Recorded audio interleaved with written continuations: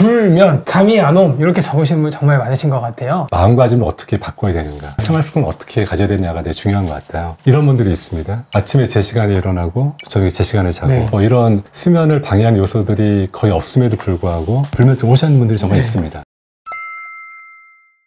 안녕하세요. 뇌초등TV의 윤현철입니다. 저는 순천향대학교 부천병원 정신건강의학과에서 현재 근무를 하고 있고요. 옆에는 김신 교수님 모셨습니다. 안녕하세요. 순천향대학교 부천병원 정신건강의학과의 김신겸입니다. 오늘의 주제는 불면증 많이 앓고 계시잖아요. 특히 어르신들 많고요. 수면제가 필요한가? 그리고 수면제를 먹을 거면 어떻게 먹어야 되고, 약 없이도 좀 꿀잠을 잤으면 좋겠는데 어떻게 하면 좋을까? 이런 내용들에 대해서 이야기를 해보도록 하겠습니다. 일단 간단하게 불면증이 뭘까요? 불면증 하면은 교대 근무를 하거나 시험이어서 밤을 새거나 그런 상황이 아닌데도 불구하고 잠을 자지 못하는 것이죠. 자기가 느끼기에 잠이 불충분하거나 잠이 들기 힘들거나 또는 자주 깨거나 또는 너무 일찍 깨서 수면 시간이 짧거나 이런 요인들과 더불어서 잠을 충분히 못 잤다고 하는 만족감을 느끼지 못하는 그런 상태를 불면증이라고 할 수 있습니다. 환자분들이 외래 오시면은 제일 위에 보면은 병원에 왜 오셨는지 적게 돼 있는데 불면 잠이 안 옴 이렇게 적으신 분 정말 많으신 것 같아요. 맞습니다. 그래서 오늘 아마 영상이 많이 도움이 되지 않을까 이렇게 생각을 하고 있습니다. 그러면은 환자분들이 이제 불면증에 대해서 내가 못 자는 거, 내가 불편한 거 이런 것들이 굉장히 중요한데 내가 진짜 불면증인가 한번 좀 생각해 볼 수 있는 증상이 있다면 뭐가 있을까요? 불면증을 의심하기 전에 그런 정상 수면이 어떤 건가 생각을 해볼 수 있을 것 같은데요. 보통 이제 6시간에서 8시간 정도의 수면을 취하고 하루 밤 사이에 두세 번까지는 깨도 괜찮다. 그리고 두세 번 깨더라도 비교적 빠른 시간에 다시 잠들 수 있으면은 괜찮은 수면 이 정도를 좀 얘기하겠죠. 그래서 보면은 빨리 잠을 잘 들지 못하는 경우, 그리고 잠자는 시간이 되면은 또 잠을 자지 못하지 않을까 이런 두려움으로 이제 불안감을 느끼게 되는 경우도 불면증을 의심할 수 있겠고요. 또 이런 기간이 일주일에 3회 이상, 2, 3주 이상 됐을 때 우리가 불면증이라고 하고, 특히 3개월 이상 됐을 때는 만성 불면증이라고 이야기를 하죠. 그 아까 말씀드렸지만은 잠이 들더라도 자주 깨는 거, 그리고 본인이 원했던 시간보다 일찍 깨서 항상 수면이 부족하다 느끼는 경우들이 우리가 불면증을 의심해 볼 수 있겠습니다. 말씀 들어보면은 뭔가 되게 감을 잡을 수 있을 것 같아요. 이걸 보시고 계신 분들도 내가 불면증이 아닌가 맞나 한번 체크해 보면 좋을 것 같습니다. 이제 오늘의 주제는 불면증을 어떻게 개선을 하느냐인데요. 저도 이제 진료를 보다 보면은 예전에는 체크를 잘 못하는 경우도 있었는데 최근 들어서 환자분들하고 많이 대화들, 어르신분들하고 또 얘기를 하다 보면 굉장히 좀 습관이나 또는 마음가짐이 이렇게 잠을 좀 방해한다 오히려. 잠을 잘 자기 위한 거라고 본인은 생각하실 수도 있지만 실제로는 잠을 굉장히 좀 방해하는 경우가 좀 많이 느껴져 가지고요. 그런 부분에 대해서 한번 이야기를 좀 해보도록 하겠습니다. 환자분들이 보면 좀 안타깝죠. 잠을 잘 못 주무셔서 오셨으니까 잠을 잘 자기 위한 환경을 스스로 잘 만드시면 좋은데 그게 참 어렵죠. 잠을 잘 못 주무시니까 잠에 대한 좀 두려움이 생기셨고, 저녁 시간에 잠을 생각하면 굉장히 불안해지시고, 잠을 잘 자야 된다고 굉장히 애를 많이 쓰시죠. 그러니까 오히려 막 누우면 근육이 긴장이 되고 각성이 되고, 그러다가 이제 아침에 일어나시긴 했는데 눈 뜨고 일어났지만 다시 잠을 보충하려고 또 낮에 많이 눕게 되시고, 낮잠도 못 잔다 이런 얘기 많이 하시잖아요. 결국에 나는 내내 못 자고 있다 이렇게 인식을 하게 계시는데, 이런 분들에서 우선 수면제나 이런 약제를 사용하기 전에 마음가짐을 어떻게 바꿔야 되는가, 생활습관을 어떻게 가져야 되냐가 되게 중요한 것 같아요. 제일 먼저는 잠에 대한 과도한 걱정을 좀 덜어야겠죠. 꼭 잘 자야 된다, 잠을 자기 위해 애써야 된다, 이런 것들을 마음을 버리시고 제일 중요한 거는 잘 자지 않아도 괜찮다. 저는 외래에서 이렇게 말씀드리거든요. 저랑 치료하시면서 제일 먼저 같이 들 마음은 잠이 올 테 먹어 말래 마라, 이런 태도가 필요하다. 이런 마음을 가지고 앞으로 계속 치료하셔야 된다. 이렇게 말씀을 드리고 시작을 하는데요. 두 번째는 걱정을 하기 전에 행동을 하는 거죠. 아시다시피 수면에서 제일 중요한 거는 일정한 시간에 일어나서 햇빛을 쬐는 거, 그리고 낮 시간에는 최대한 눕지 말고 활동을 하는 거. 어르신들 활동을 하세요 그러면은 30분씩은 나가서 걷는다. 요즘에 걷기를 워낙 대중화되어 있으니까 말씀하시는데 나머지 시간이요 그러면은 나머지는 집에 들어오셔서는 운동했으니까 와서 좀 누워있다,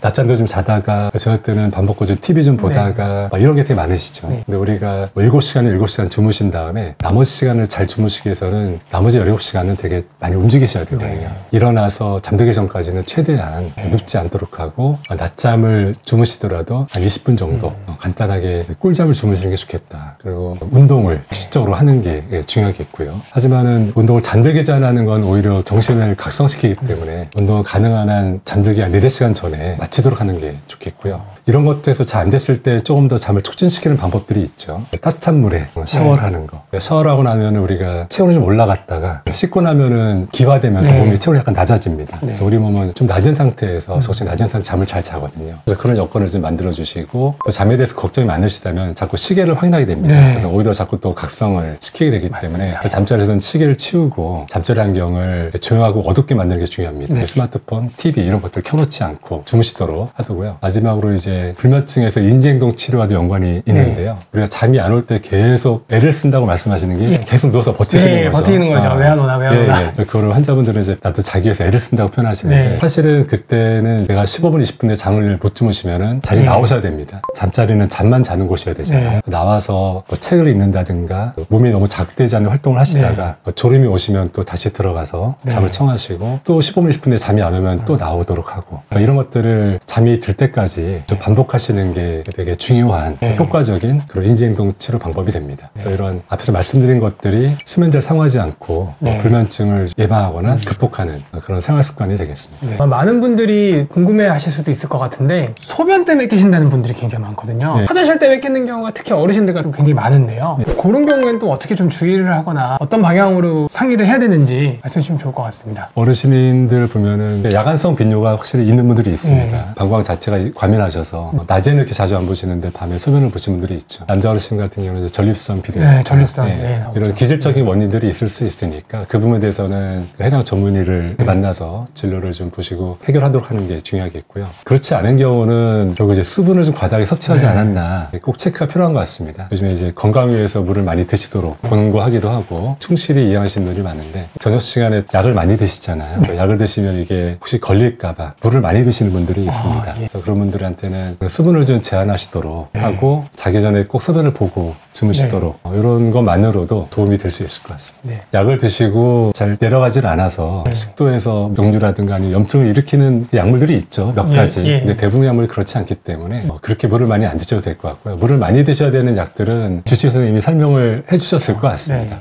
이 영상을 보시는 분들도 어떻게 보면 강박관념을 깨는 과정인 것 같아요. 너무 물을 많이 먹어야 된다. 아니면은 뭐 못 자면 큰일 난다. 사실은 어떻게 보면 오히려 편안하게 있는 게만 못하다. 이렇게 보면 될 것 같습니다. 근데 이렇게 이야기를 하고 보니까 굉장히 이제 지켜야 될 것이 좀 많아지는 느낌이 있는데요. 딱 이것만 좀 지키면 좋겠다 하는 건 3가지만 꼽아주시면 뭐가 있을까요? 결국에 제일 중요한 거는 아침에 일정한 시간에 일어나서 햇볕을 쬐는 거, 빛을 쬐는 것이 되게 중요하겠고요. 두 번째는 밤에 충분히 주무시기 위해서는 자기 전까지 자지 않는 거, 이것이 굉장히 중요하겠습니다.